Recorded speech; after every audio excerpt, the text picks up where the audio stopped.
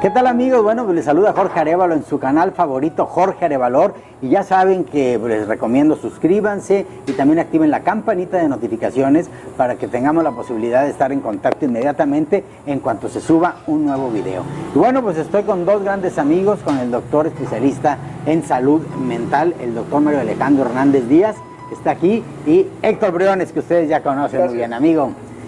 Vamos a hablar hoy de un tema del que hay mucho desconocimiento, pero es muy popular porque todo el mundo dice, fíjate que hoy ando medio depre.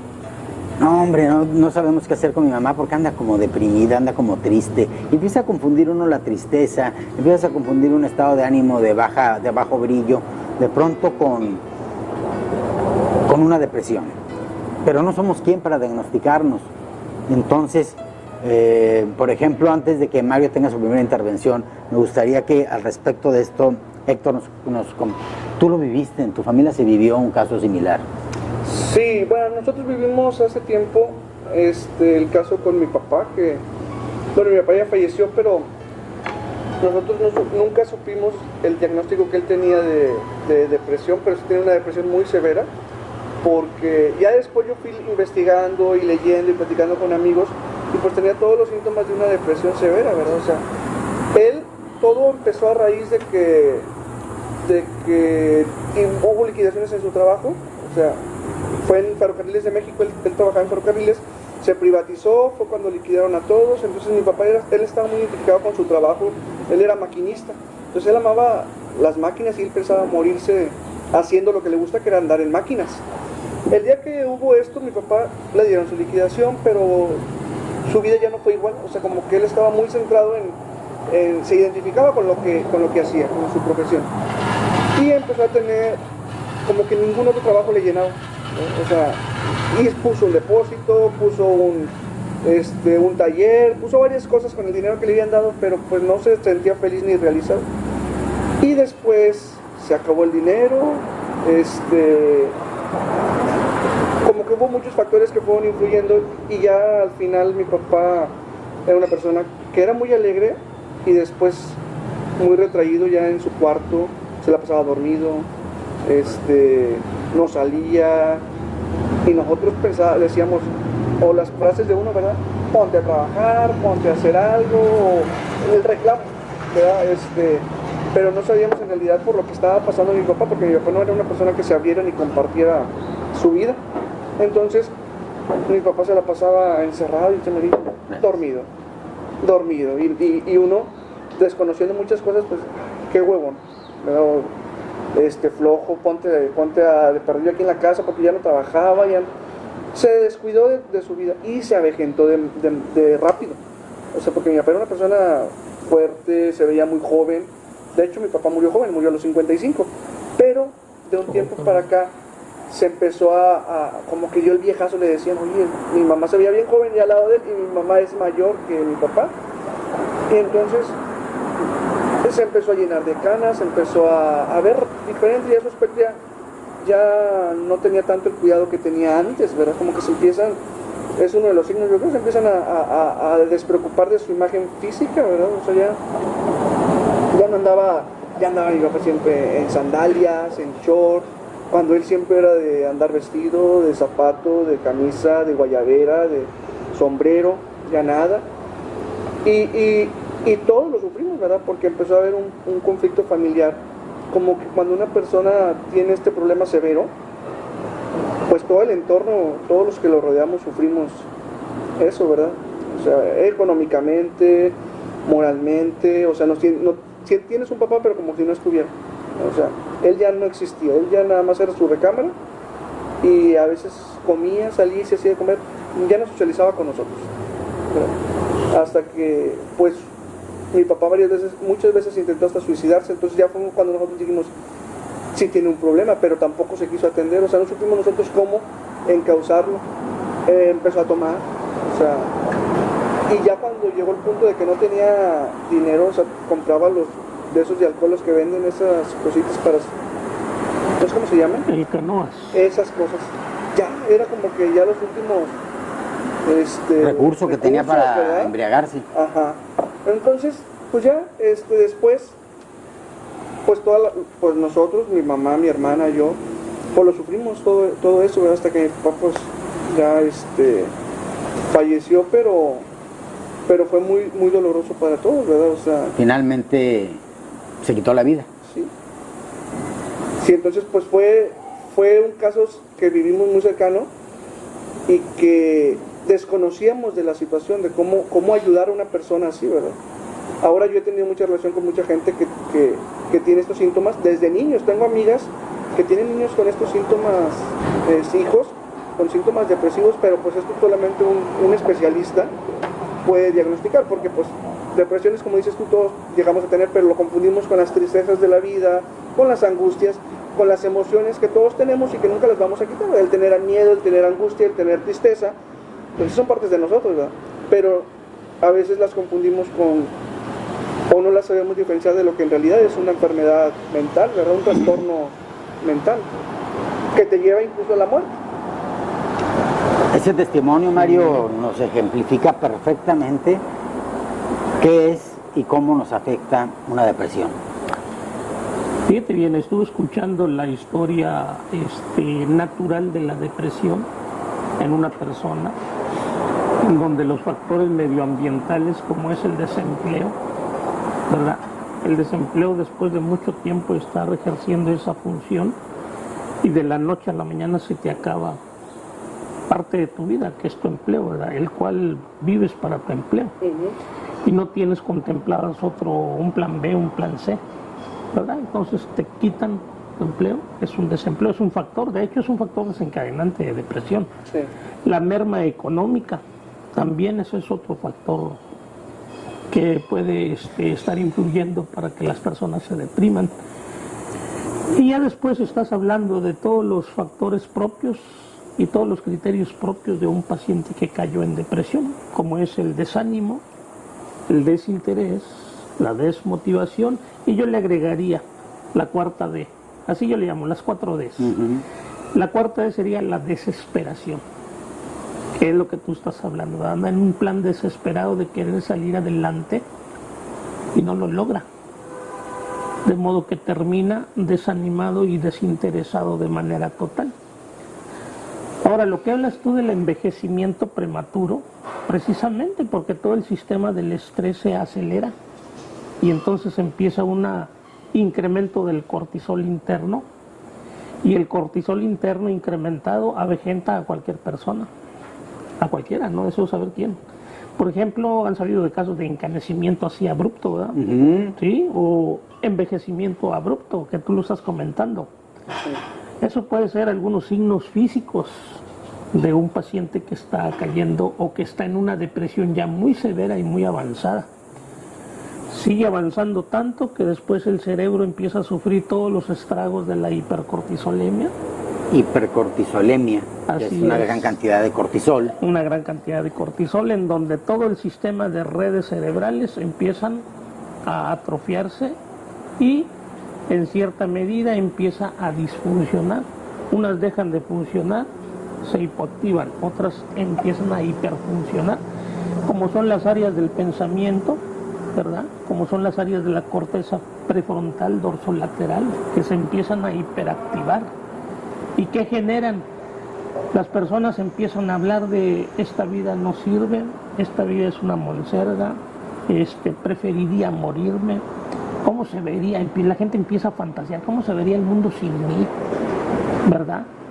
Empiezan a tener fantasías de que como quisiera dormir meses enteros y luego despertar, es un pensamiento mágico, ¿verdad?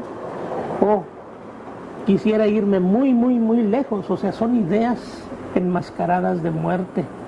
Pero a veces, como lo mencionaste ahorita, la gente no tenemos esa capacidad, contándome yo como población normal, ¿verdad? Que no tiene nada que ver con la salud mental. La gente lo vemos como una chiflazón, lo vemos como una extravagancia de parte de la persona. O quiere llamar la atención. O que quiere llamar la atención, ¿verdad? Entonces uno mismo no está preparado para identificar este tipo de trastornos. Y cuando no se identifican, desgraciadamente terminan en la historia natural, que es el suicidio. Sí. A propósito del suicidio, día con día se incrementan las tasas de suicidio Y las cifras mundiales hablan de 800,000 muertes por suicidio por año a nivel mundial. Son muchos. Eso significa una persona se está suicidando cada 40 segundos. Y es terrible porque como dicen que es la salida fácil, ¿cómo Así está es. la frase? De que el cobarde, de que eres cobarde pero a la vez eres valiente, y pues no. La cuestión es, yo pienso que eres alguien atrapado, acorralado. Así es. Se empiezan a agotar todas las posibilidades en el depresivo y se va estrechando la visión, hasta quedar una visión en túnel, en donde al final del túnel lo único que ves como una posible salida es la muerte. Mario, me queda a mí la duda. La depresión te da porque es algo orgánico, algo dentro de mí, una falla en mi cerebro, o se da por factores externos o por la mezcla de ambos. Ok. Aquí en cuanto al origen de la depresión y de los trastornos mentales, como si la genética rifa bastante, o sea, la heredabilidad. Siempre hay que preguntar por gente atrás de nosotros con síntomas o rasgos depresivos, por ejemplo, en el caso aquí del compañero, ¿verdad? Ellos deben de estar bien alertas por ese tipo de síntomas, ¿verdad? En relación a que tuvieron un familiar directo que es el padre, en donde, quiero hacer un paréntesis, cuando los hombres se deprimen, tienen mayor riesgo de suicidarse que una mujer que se deprime. Aunque las mujeres se deprimen el doble que los hombres. En cantidad, las consecuencias no son tan fuertes. ¿Hay alguna cuestión de género o más bien de sexo? Sí, ahí vamos en la cuestión genética. La genética rifa mucho en la heredabilidad de las depresiones. Se habla desde un 50 hasta un 80% de heredabilidad, según los estudios realizados en genética, ¿verdad? Y dentro de ellos se inmiscuyen al cromosoma X también, como parte de los múltiples cromosomas que se han identificado, y eso nos habla también del por qué el cerebro masculino heterosexual en relación al cerebro femenino heterosexual, las diferencias tan marcadas en cuanto a su demostración de la afectividad. ¿Con la homosexualidad opera diferente?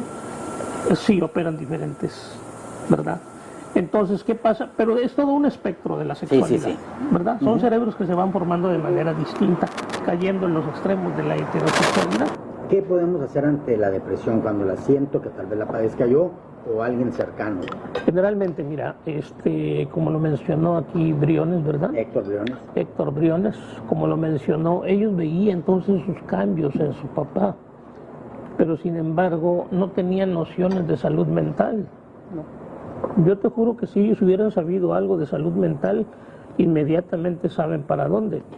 Entonces aquí lo que se necesita es más promoción de la salud mental y de los trastornos mentales, que el ser humano no le tenga miedo a darle mantenimiento a su cerebro, que eso es lo que hace falta. La gente estamos viviendo al día con día, pero sin mantenimiento. O sea, le damos mantenimiento a las uñas, a la piel, al cuerpo, al corazón, a todo le damos mantenimiento, pero se nos olvida que lo que nuestro cerebro es, eso es lo que somos, ¿verdad? A propósito, ahorita mencionabas algo de que si era orgánico o qué estaba pasando, definitivamente, ¿verdad? Si no hay cerebro, no hay mente, ¿verdad? Claro. Si no hay cerebro, no hay mente. Entonces, por lógica, el que se enferma es el órgano. El cerebro. La mente nunca se enferma. Y te voy a decir por qué. Se contamina, porque algo le pasa también a ¿Sí? la mente. Mira, te voy a poner un ejemplo. Por ejemplo, los riñones se enferman o las vías urinarias se enferman, le haces un estudio y por medio de las características del examen dices, esta es una infección a nivel de uretra, esta es una infección a nivel de vejiga. La sigues y das con él. Y dices por ciertos patrones que ves en el estudio, ¿verdad? En el cerebro pasa lo mismo también, por las características que estamos mencionando, y en las neurociencias uno debe de saber qué parte de cada de nuestro cerebro tiene que ver con cada función mental superior. Por ejemplo, qué áreas del cerebro se inmiscuyen con la cuestión de la atención. Así en este momento estamos poniendo atención. Habría quien estuviera distraído, pajareando, pero dices, bueno, ¿y por qué no pone atención? Sí. Algo debe tener, ¿verdad? Le das un zap y se compone. Entonces, pero puede ser otro que esté, entre comillas, aquí, entre comillas, poniendo atención, pero su pensamiento está divagando en otras cosas, aunque aparentemente esté poniendo atención. Entonces, nuestro cerebro, con todo su sistema de redes en sus diferentes áreas, ¿verdad?, especialmente todo lo que es el sistema límbico en conexión con nuestra corteza prefrontal, ¿verdad? Todo eso, médicos, pero así es. Pero cosas de esas pasan, ¿eh? Todo eso tiene que estar funcionando en armonía. En algún momento una área o una red de esas partes empieza a disfuncionar o empieza a dejar de funcionar adecuadamente. ¿Y qué sucede? Viene el desajuste, viene el desequilibrio y viene el cambio comportamental, que es en lo que el estudioso de las neurociencias tiene que tener observación. Así es. El cambio de la conducta del ser humano. El ser humano no le debe tener miedo a tener cerebro, no debe de tener miedo, sino al contrario, debe tener miedo de no cuidar su cerebro. Y no sabemos cómo cuidarlo. Así es. Por ejemplo, en algunas ocasiones, y esto es anecdótico, muchos pacientes llegan, es que vine, pero vengo con miedo, vengo con temor, ¿verdad?, porque no sé qué va a suceder. No sé si me van a amarrar, no sé si me van a sujetar, ¿verdad? Por eso vengo con temor. Esto es justificante, ¿verdad?, por todas las corrientes antipsiquiátricas que sucedieron allá por los 60, 70, tratando de satanizar lo que son las ciencias de la conducta. Y el resultado es esto, ayudar a que las personas le tengan miedo a cuidar su cerebro. La pregunta es aquí, ¿por qué se haría todo eso? Bueno, pues es necesario que la gente se mantenga ignorante. ¿Para qué? Pues para poder dominar a una persona.